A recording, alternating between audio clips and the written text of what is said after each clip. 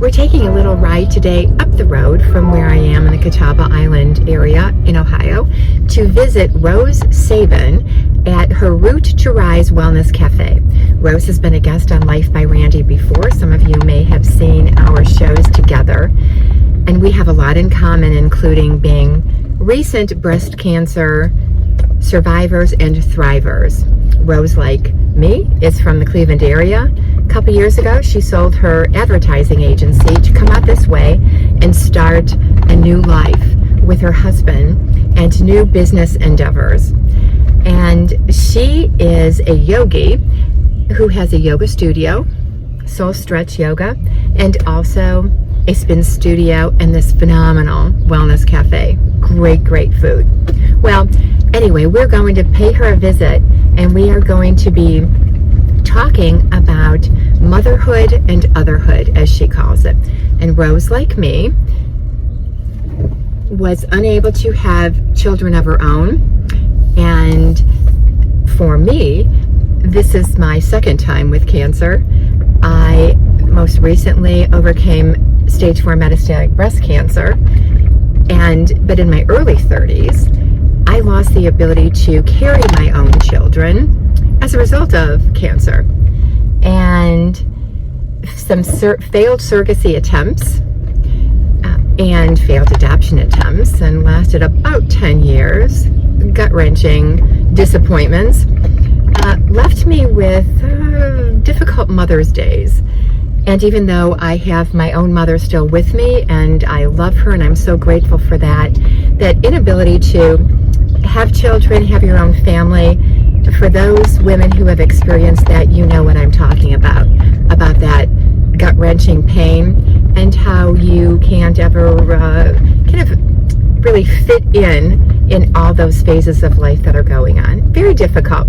Didn't think I was ever going to be able to heal from it, but I have healed from it. And Rose and I are going to have a talk about that. And what we're going to do is have a discussion about motherhood and otherhood, as she calls it. I went to her yoga studio Mother's Day morning, and she gave us all crowns to wear, all the women, and we celebrated womanhood. And even if you didn't give birth to your own children, you still can love others into being as others continue to love us into being, because we all have a creative force, and it doesn't have to be just about having children. So this is our intention, is to bring to awareness that not all women have happy Mother's Days. I have friends who have lost children, adult children. I have some who have lost infants and miscarried. There can be a lot of pain, but we can all find joy in the journey, because joy is a choice. And we hope that this message can encourage you if you are one of those women suffering in the midst of your pain, or if you're one of those women who haven't been able to get over the losses. We hope this blesses you. So come on, stick with us and join our conversation, won't you? Thank you. Well, we're here.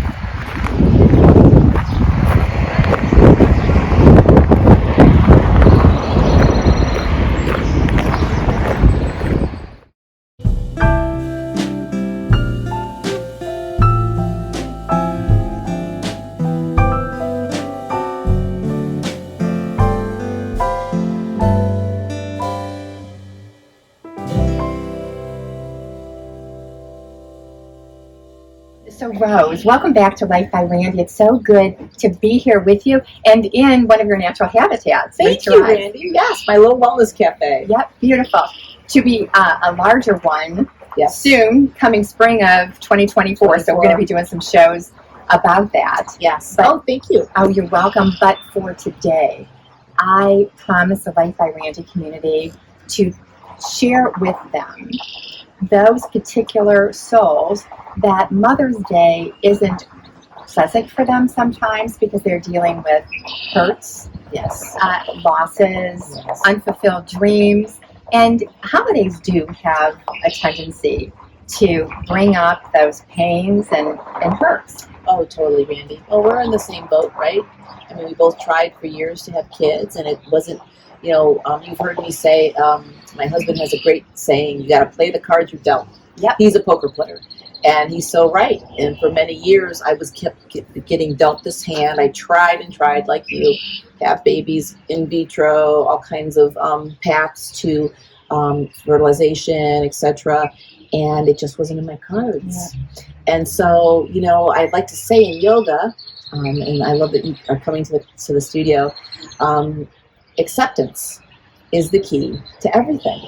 So once I realized, okay, maybe this set of cards wasn't, giving birth naturally wasn't part of my journey, God had other plans for me. And so unbeknownst to me at the time, because I was so sad, I'm pretty sure I had a miscarriage, so I thought I could get pregnant, but then I couldn't get pregnant again. It took me a long time to realize God had other plans. And so instead of giving birth to human life, He had me give birth to many other things. Yes. And so here we are, just like you. Here we are. So thank you. That's beautiful. Thanks for sharing that. There's a lot of pain that goes into that. It is. And what we say, unlike by Randy, is joy is a choice. Joy is different than happiness. Happiness is, I think, being influenced in a positive way by your external circumstances. Joy is this wellspring of life that comes up, but it's a choice. It's a choice, and it's rooted in gratitude. Rooted in gratitude. So you can look around and say, you've heard me say, and I've been through so much, some of my journey, infertility, cancer, thriver. I went through domestic abuse at a young age. I've been through issues with finances, and what I've learned is your house burned down too. Oh, thank you. I forgot. I've had so many things, but I don't have a monopoly on suffering. All of us, every one of us, has been through something. My husband's been through alcohol recovery and divorce. My husband has a great saying. Now what? Or so what? Now what? Meaning, God gives you these challenges because He's not interested in your comfort. He's interested in your character, right? So if you funnel it that way and you realize, okay, so you were dealt this deck of cards. I have so many students in the yoga studio that have lost children. That's a hard one. They've actually buried their kids, whether through cancer or accidents or drug overuse. They've gone through a lot. And I love seeing them in the studio still, after all this time, thriving because they choose joy. Yes, you can look around and say what you don't have. That's so easy. The harder part is looking around and saying, okay, but I have this. Yes. You've heard me say this. My husband has a great prayer that he hits his knees with every night. He says, God, thank you for everything you've given to me, taken from me, and left me with. That is so hard to say as human beings because our natural tendency is to hoard. But if we realize that everything is a gift from God, God gives us things and God can also take things away. But there's a reason for it. We don't see the big reason. It's not revealed until years later. Years later, okay, so I wasn't able to birth children, but look at what I'm birthing now. Right. I didn't see that when I was in the midst of grief and I was parked in a woe is me mentality. I didn't choose joy. I chose to park my car in Pity City. So my husband has a great saying. He goes, you can drive into Pity City and that's fine. And you can have some time in Pity City because if you've gone through a lot, if you've gone through a certain shitstorm, you need to be in Pity City. But just make sure you don't move in there. Because if you move in there, no one's going to come visit you. He said, that's why he says, so what, now what? Everyone has something that they bear. Use it. So in other words, for some of my girlfriends that have lost kids, they use it as a platform to raise awareness for either drug addiction or some sort of disease that took their child. One of my girlfriends lost her daughter to Huntington's disease, which I didn't even know about. She died at 8. But now this whole thing was, the platform was born. She gave birth to this beautiful foundation that has now raised hundreds of thousands of dollars in Cleveland because her daughter passed away from this disease. And on and on. You decide. Right. You decide there is joy in everything, even the suffering we've been through. We decide whether we accept the suffering and make it can either make us bitter, and I think the majority of people allow things to make them bitter. Yes. They close down, they harden their heart. Or we allow these things to make us better. Because as I said in our yoga class, so I did a special class for those of you out in Randyland. I did this, I like that. I did this special class about motherhood and otherhood and how we're queens. Yes. We have to remember that. We're not only children of God, but as women, we're queens. And that doesn't mean necessarily we're still queens and we're still very motherly and nurturing, even though we've never given birth we've never raised children, you and I. Right. But look at all the things we've nurtured. Yes. You have and I have. Oh, yes.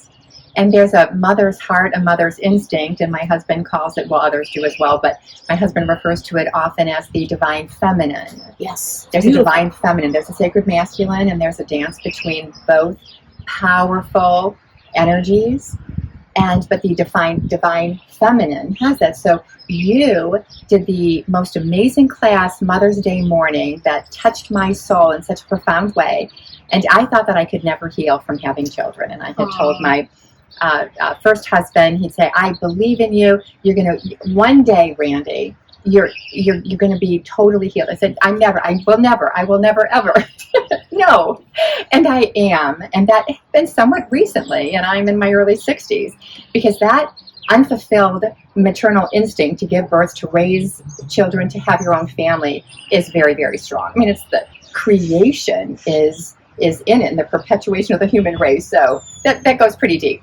However, I am actually glad and celebrate the fact that I am in this place of freedom that I am in, and that, Rose, you mentioned also something that was so powerful during the yoga class, is that we love people into being. Yes. And then people have loved us into being. Yes. Explain that a little more. I love that. So we call it in yoga the golden chain. It doesn't matter if you're a mom or a brother or a sister, or you've heard the terms surrogate parents. Like some of us weren't raised with parents, or we were orphans. I have a lot of friends that were.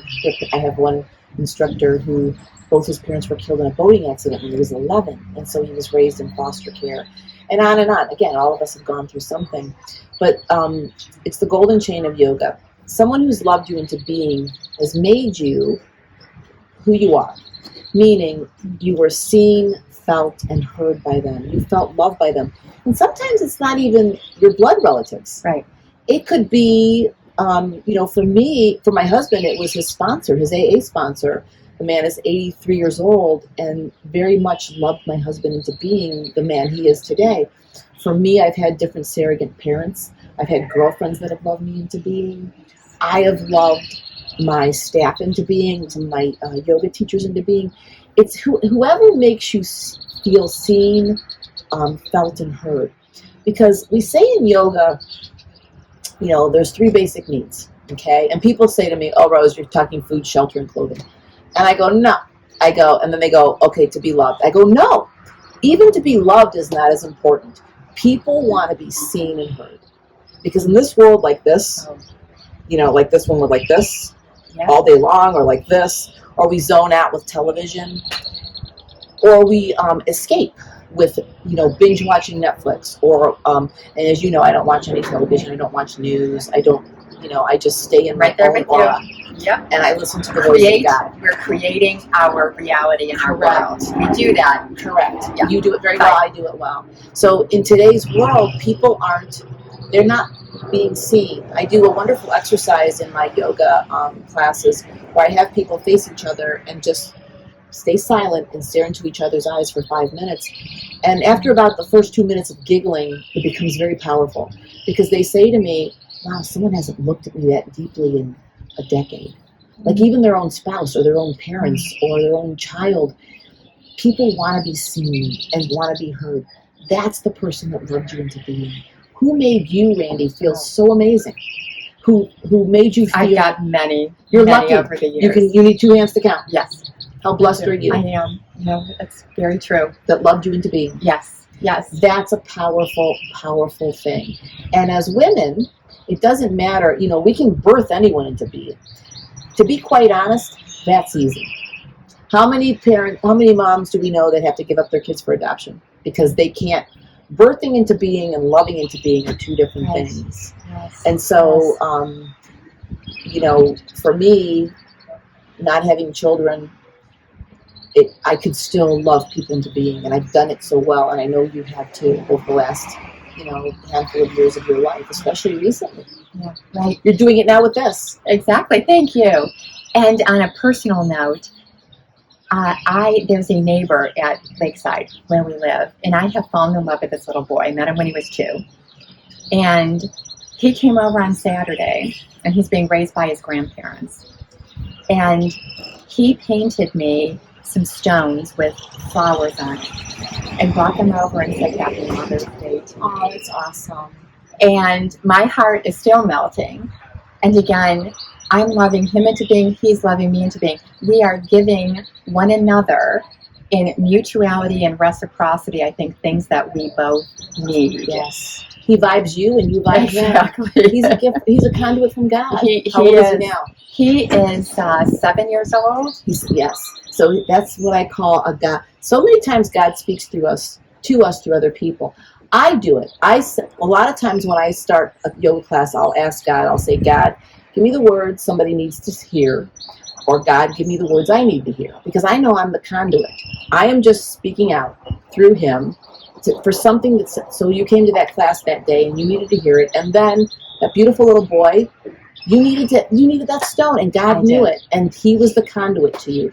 That's where miracles happen. People think miracles are those big, grandiose, like they look for angels. No, people are angels. Right. God puts people in our life to reinforce loving us into being at the right place at the right time. I'm such a believer in that. But if we're all checked out with this, right, if we're too busy doing this and this, we're not looking at the miracles. We're stuck in the grief phase. And so we both honor the grief phase. And there are the stages of loss. And sometimes things never, you never get over it.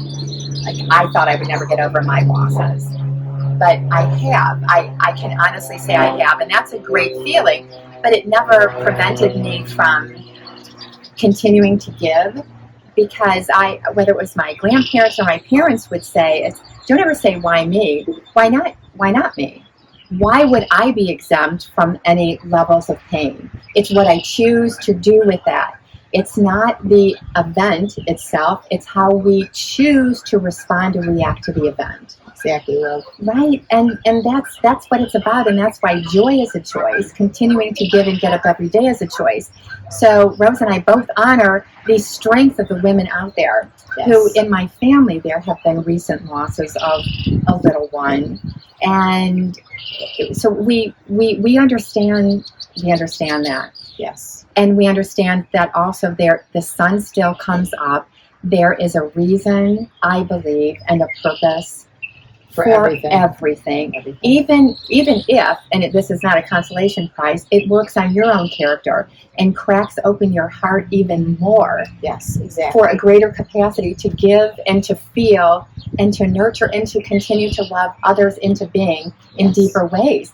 That's the beauty of being part of creation. Exactly. And having that divine feminine. Yes. It's, and people, I've learned one thing. People come to healing on their own time. You cannot rush anybody's healing. And that's not what I do. What I do is I just remind people. My whole goal is to remind people of their own inner power to heal. Everybody's healing takes time. Some people, they need more time than others. And there's a difference. I know what Pity City looks like. There's a difference between your healing takes time and Pity City. Some people, their narrative never changes. I have girlfriends that have gone through horrible divorces, and it's 30 years later, and they're still very angry. That's a narrative that is more Pity City than heal. Everybody, your healing is in your own hands. Yes. And it takes time. And I feel if you can lean in to your suffering. So many people bury it, and that's not how we heal. I've learned through AA, which is my husband's modality of healing, and for me I'm a cancer survivor. I learned that when I faced it head on, when my husband faced his issues head on, whether he was through divorce or we went through loss or whatever, we had to lean into it. They say in yoga, only when the student is ready, the teacher appears. Sometimes it takes a couple of years. And then when you're ready, you have to be willing to lean into that pain. You have to face it on and allow it to shatter and break. And then I think that's when the healing happens. And it's different for everybody. It is. You know? It is. I just want to remind people that if it's meant to be, my healing's up to me. I have to do the work. And I have to get quiet, go to God, and ask Him to help me face it so I can rise up from it. And hopefully eventually in time, it happens.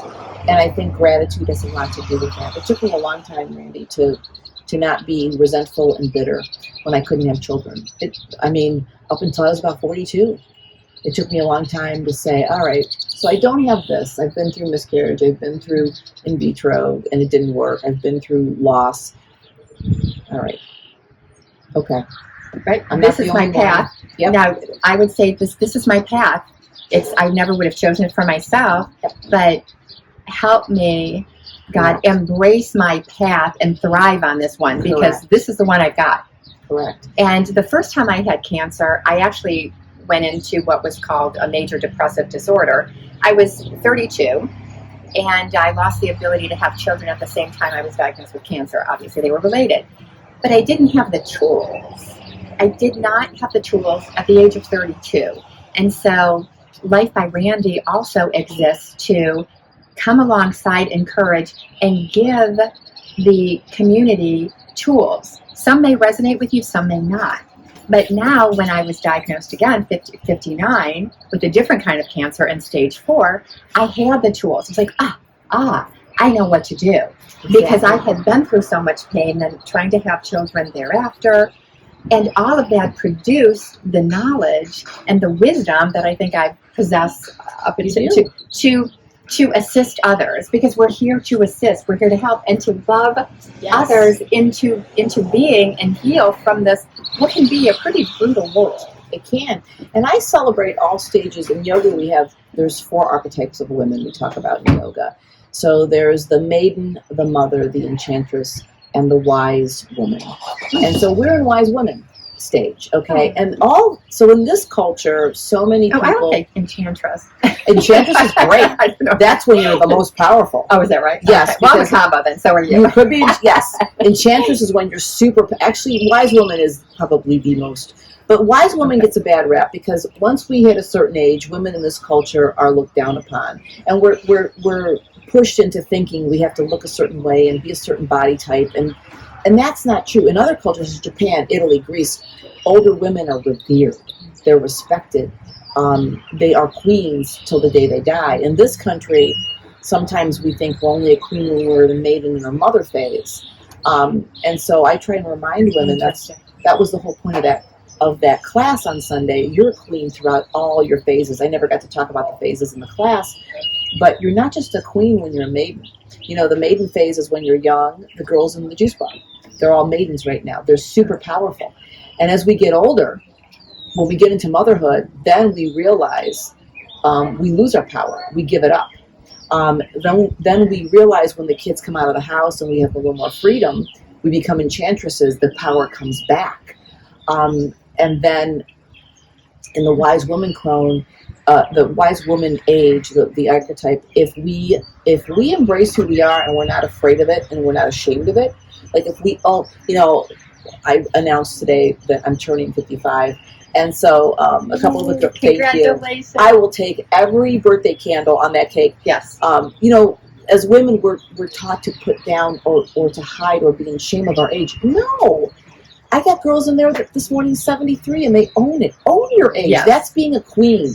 I'm 55, damn it, and I earned this spot in my life. I earned the wrinkles around my eyes. I earned a little bit of belly on my waist. I earned everything, and I'm a queen at this. I'm more powerful at this age. That's what I'm trying to remind women. No matter what archetype of you are. So we're in our wise woman. Wise woman is anything 55 and up. Oh, okay. So usually, I think we can still be enchanted. We're a little bit of everything in all stages of our life, but the motherhood stage of the enchantress of the archetypes is not just about giving birth in the physical sense. If you look at all the literature written about the mother archetype, she's just giving birth in general. She's so creative. The brain is just on overdrive. She has so much output. That's what being the mother stage is in the archetypes of women. It's not just the physical sense of giving birth. It's about what else are you creating? Are you creating a beautiful garden? Are you creating a beautiful business? Are you creating a beautiful home environment for your family, extended family members? Correct. You are in total right brain phase. You are in your most creative stage. So when you get to the enchantress people think it's a selfish stage. So the enchantress is, okay, you've built your business, or you've raised your kids, or your house is in order. Now you're going to go out and play. You're going to go find yoga. You're going to go find massages. You're going to go find girls' weekends out with, retreats. And then people may look upon us, it's so funny. People judge us in all four of our archetypes. The judgment when you're a maiden, okay, I try to empower these young girls in my juice bar. I have 9 young girls, and do not fall pressure to how you're supposed to look or what you're supposed to wear or how your hair is. We fall pressure to all of that. Be who you are in every stage of your archetype. And so now, all right, we're the wise woman. Let's own it, Randy. Yeah. We're powerful girls. We're queens. We're so wise. We have so much wisdom to impart. Now I'm not so much, I loved my enchantress phase of my queenship. I was all about me. That's when I found yoga. That's when I got in super great physical shape. That's when I went on vacations by myself or with just my girl gangs. I was so empowered. But now I'm in the wise woman. I want to share my queenly gifts. I want to impart wisdoms on the next 3 generations below me to say, hey, you're a queen, whatever phase you're in. You're a queen as a maiden. You're a queen as a mother. You're a queen as an enchantress. And we're damn great queens. Just because look at Rosalie. Just because she's 83, she still has so much to offer. She comes in here and she's at 83, brings rays of life with her crown. Right. All of us. All royalty. We are all royalty. We're the ones that are the creators. We are like him. We're that powerful. Because we can give life, not just to the human form, but we give life to so many other things on this planet. Right. By what we speak and the power of our thoughts to create. Correct. Men truly are the hunter-gatherers, and that's how God wired men. We truly are the nurturers, the givers, the lovers. We are feminine divine in so many ways. And we have to remember that we are a ray of light. We are of God. And if we believe that, if we remember that, we put those crowns on our heads in any phase, in any archetype of our life. Now you and I are on the 4th and final archetype. We're the wise woman. We wear those crowns to the day we no longer walk on this planet. Giving of ourselves. Yes. Reminding the archetypes below us, the maiden, mother, and enchantress, this is where you stay for your entire life. Keep that crown on the head. Remember your royalty. You are a child of God. And when it gets a little crooked, and either fix it or you fix your sister's crooked crown and remind her. Correct. We're not here to be dump trucks, women to women. There's too much of that. We're here to be forklifts. Let's be forklifts. Let's cheer each other on. There's too much of that negative energy. Competition. So competition is so looked at so differently between men and women. It's so differently, especially in the yogic world. So for female energy, we believe if I pass you a torch, there's just more light. In the male energy, men are different. They hoard the torch. Women, we can't be that way. We cannot. God doesn't want us to soak up male energy. That's a special divine energy. Let men be men. They're the hunter-gatherers. They're the protectors. Let men be men. Stay where we are. Let's not forget we're the nurturers. We are ray of light. So it's the yin and the yang that God created. He created us each way on purpose to balance this world out. We cannot be competitive. We have to share our torch. We have to share our light, to share our crowns, so people feel empowered.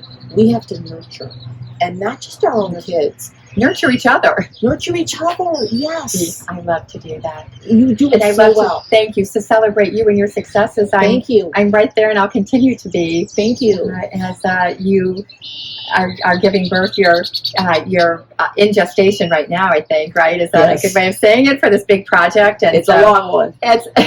It's been 2 years, but we'll have it up, and it'll be hopefully birthed by this time next and year. more to come on that. But yes, yeah. Final words for our beautiful Life by Randy community, or Randy World, I think you called it. Randy's World, which I love. Randy's World, yeah. Yes, yes. Loves. I feel that there is so much to be grateful for. Roll with it. See what comes out. Grieve what you need to grieve. Acknowledge that you need to heal, but heal. But heal. Find joy in that. And then, okay, God gave you that deck of cards, that hand that He gave you. What are you going to do with it? There was a reason for everything. What is the greater good? Where are you going with this deck of cards, with this hand that you've been dealt? And once you do that, you'll find joy again. Yes. You really will. Just like we have. Because we're pretty happy. Happy and joyful. Happy and joyful. And it's so important to know that we're energy life force. It's prana, it's mana, it's whatever the word God uses to be happy and to be joyous. But it's up to me. But what I choose to do is this. It's the best advice I've given all the maidens, the archetype of the maiden. Stop watching the news. Yes. Stop watching the news. Stop reading the newspaper. Stop binge watching hours and hours of television. Yes. I call this all white noise. So white noise gets trapped in here, and we stop listening to this. God is here. This is your intuition. This is your divine light.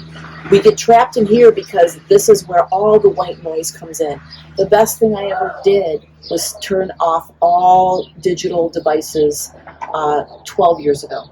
Changed my life. Yes. I find joy in so many other things now because I go to nature. I go to all this. I don't listen to all the white programming noise on the channels. You think about television is tell-a-vision or tell-live-vision. Yes. It's the programming, the brainwashing, if you will, Yes. of pumping a certain narrative of what life and your life is supposed to look like. Correct. And it is their interpretation Correct. of the events of the world. Now, you get to decide that. So Yes.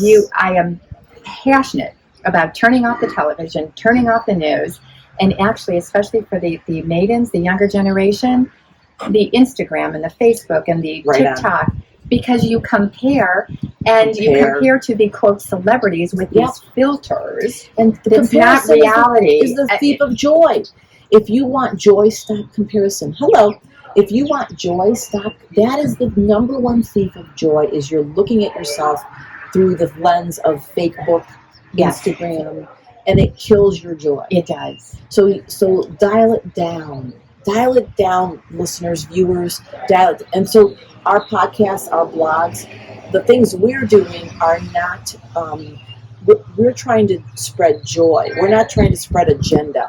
Know the difference between joy versus agenda. So many news outlets, it's not real anymore. No, it's when not. When we grew up, news was real. Right. It was non-biased, it was real, it was journalism. Now it's just garbage. Yeah. So do yourself and it's a favor. A particular vision. Correct. And then the more people buy into that particular vision, where you put your focus grows. So we want to make a new world. We need to. That's why I love new things like you. I love blogs or podcasts or video podcasts like you that are trying to focus the shift on something else besides what is the celebrity doing, or what's the latest trend in nails and hair, or what's, God is not interested in that. We don't need more women, Randy, showing us how to apply makeup.